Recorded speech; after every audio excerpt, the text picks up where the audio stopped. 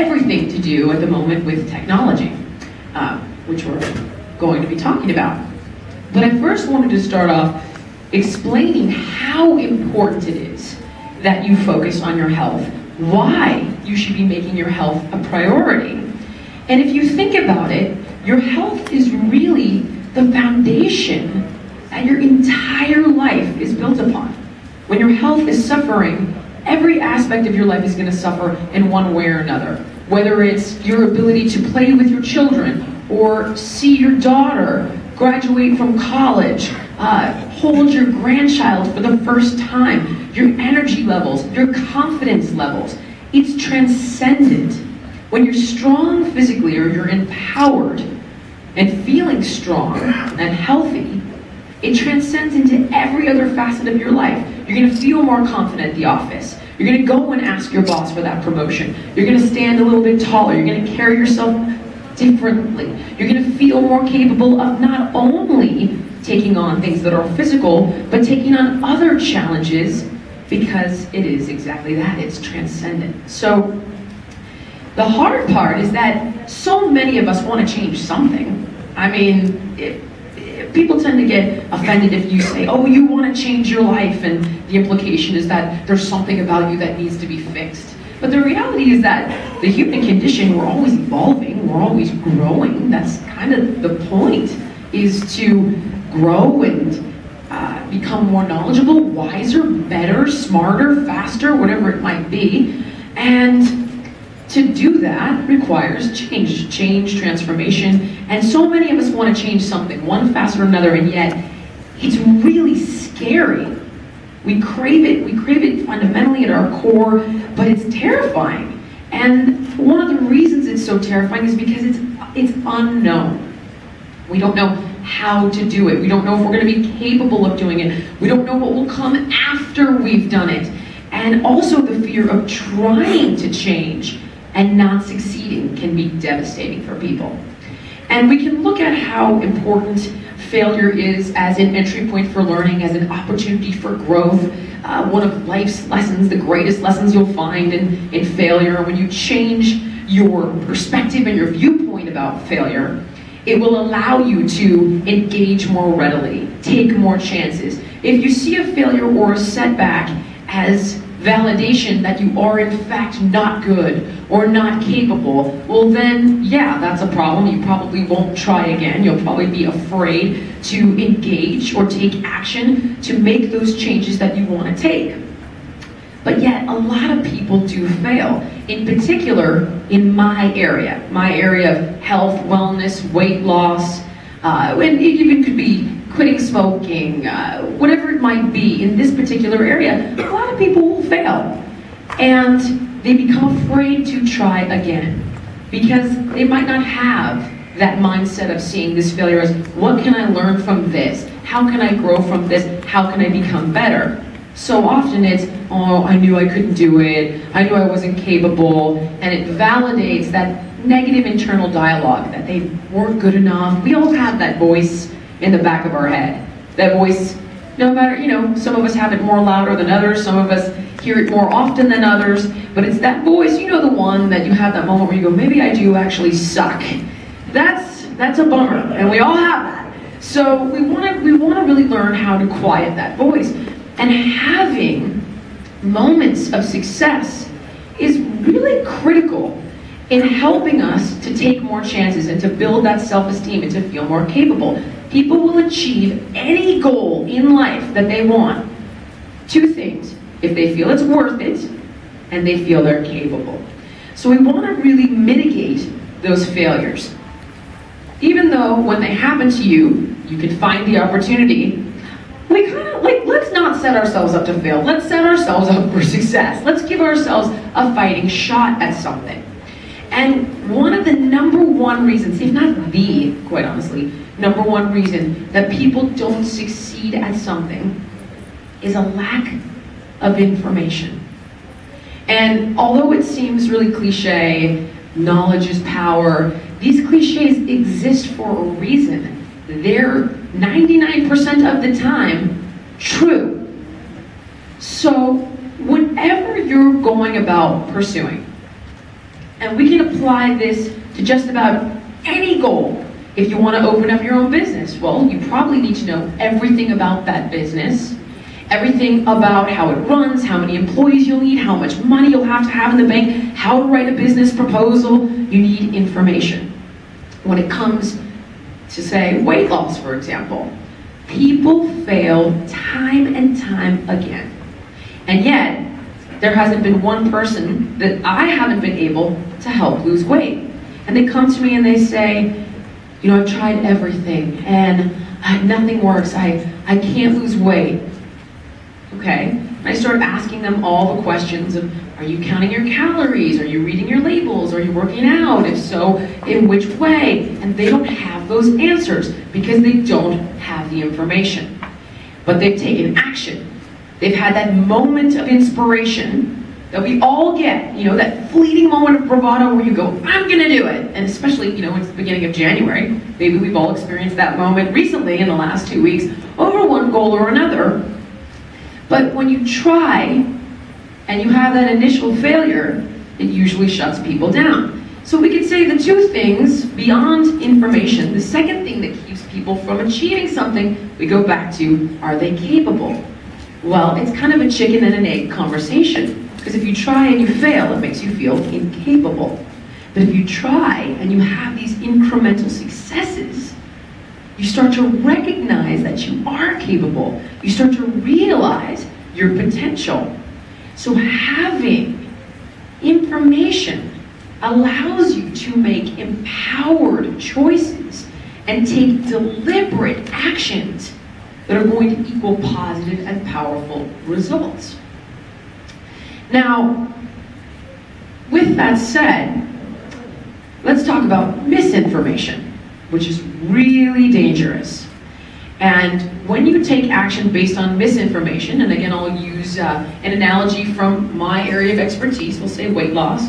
You read a fad diet, you go on a master cleanse, who knows, you get lap band, you do something of this nature with misinformation, and you take action, and not only will you be unsuccessful, you will probably end up doing real damage.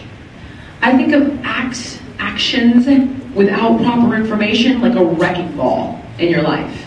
You can do real damage to your body, you can do real damage to your metabolism. So when we talk about information, the key is, how do you disseminate which information is correct? And a lot of times it has to do with, when you're taking it from people, it has to do with their agenda, I hate to say. So if I'm writing a fad diet, I'm looking for a way to reinvent the wheel. I'm going to tell you something slightly different and promise you that you can eat whatever you want and you don't have to count calories because I want to sell a book. Or, who knows, some product, what have you. But this is where we start talking about technology. This is where we start looking at the integration of electronics and technology into health. Because information that you can trust is going to come from a machine. I hate to say it. But what I love so much about being able to utilize technology in a different way is that these are facts. This is hard information that you can utilize and employ to make decisions that will affect a change. But let's go back a little bit and let's look at the history of how we've advanced technologically speaking and the impact it has had on, obviously, our culture, our society, and our health and wellness. I was reading a book the other day called Physics of the Future by this guy that I love, Michio Kaku. I don't know if you've ever seen him. He's on all these science shows all the time. And he was talking about the last 100 years. And when you think about it, I mean, 100 years ago, there wasn't even electricity. There's no cell phone, television, radio waves, internet. It was unthinkable, unthinkable. And when you look at what the next 100 years are going to hold, I mean, it's going to be incredible. Nanomedicine, genomics, where people will study the human genome, your individual DNA, and be able to tell you how you individually can prevent cancer and heart disease. I mean, it's going to be miraculous. And theoretically speaking, there is somebody on the planet right now that could live to be 1,000, provided there are obviously ethics debates debates involved in that, but we conceivably would have the technology over the next 100 years. Oh, your kidneys failed, hold on, we're gonna grow you another one. With that said, my point is just, the possibilities here are really endless. And when you look at the area where technology is really booming and exploding, and as a new frontiers where it involves health, in particular fitness. So to give you another analogy of how powerful these tools can be, when I worked on Biggest Loser, you could look at maybe the first season of the show or the second season of the show, and we were getting good numbers. I mean, people were impressed, really impressed. We were taking 100 pounds off of somebody in 14 weeks, and Bob and I thought we were golden gods of fitness.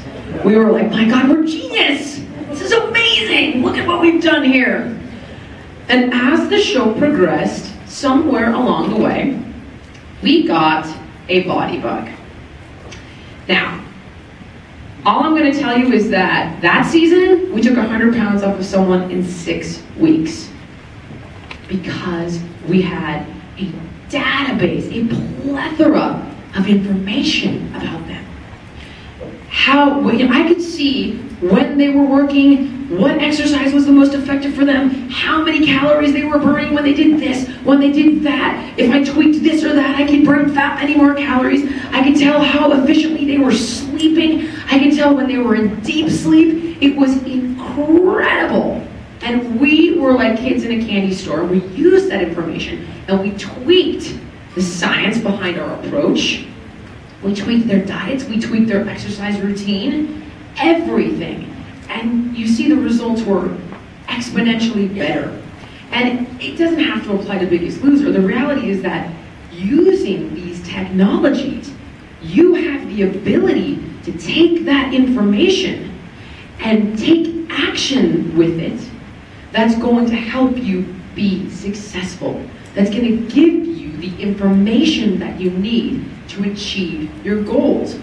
And so, as a company, my business partner, he's here somewhere. Where are you, Gene? My business partner in the corner there, Giancarlo, he and our CFO, Ray Cole, were very passionate about being on the forefront as a company of creating cost-effective life solutions for people, giving people answers. And we wanted to be involved with all of these burgeoning technologies, to be on the forefront of it, to help push the movement. And we got involved in gaming, online gaming, we got involved with Wii, we got involved with Xbox, with the partnership, and a host of other things, online, message boards, all of it. But the thing that we're the most proud of is our relationship with Body Media, the Body Media arm of it. Now let me tell you what this thing can do. It's got a two-way interface where I have the ability, and even as a business person, not just a consumer, as a business person, I now have the ability to speak directly to millions of people that use this device. I can see exactly what they're doing and provide direct feedback to them. I can host challenges on my Facebook page. The person who takes the most steps in March is going to win, you name it, a Body Media Arm Fit band, whatever it might be. And they can interface with one another and post their results on there. And you've got a huge community of people. So it goes beyond just the information. People can actually have buddies across and around the world. You can create an environment and a challenge that spans the entire globe. And as a brand, as an individual, I have the ability to touch millions, billions of people personally. It's unheard of.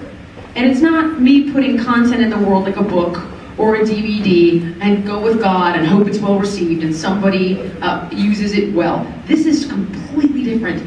I can change their diets. I can create grocery lists for them. I can design their workouts, all based on their personal information.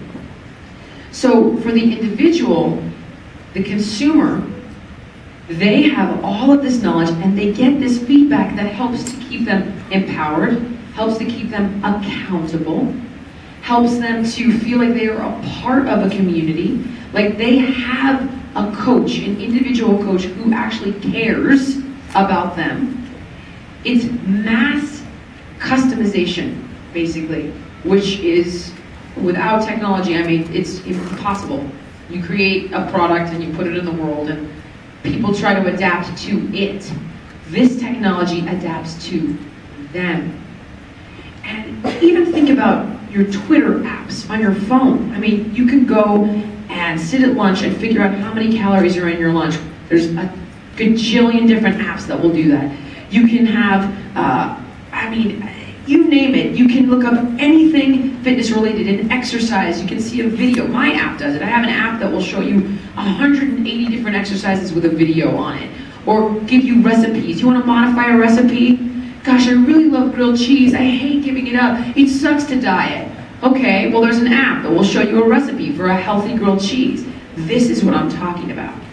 This kind of knowledge, this kind of information is going to provide people with the tools to make those changes, be successful, see the results, and that's when they see the results, you get the part about feeling capable and the part about feeling worthy of more, of having your goals come true. It's that chicken and that egg conversation. So that's why we're so passionate about this, my company, Empowered Media, are so passionate about this platform and about this technology, because we see it as the sky's the limit. The future of this is going to be, I mean, I can't even imagine, obviously, what we'll be able to do beyond this, because it's almost like unlimited. But this is really where, if you're in this line of work, this is really where you need to be focused. And if you're somebody who wants to make changes, this is something that you really need to explore and exploit.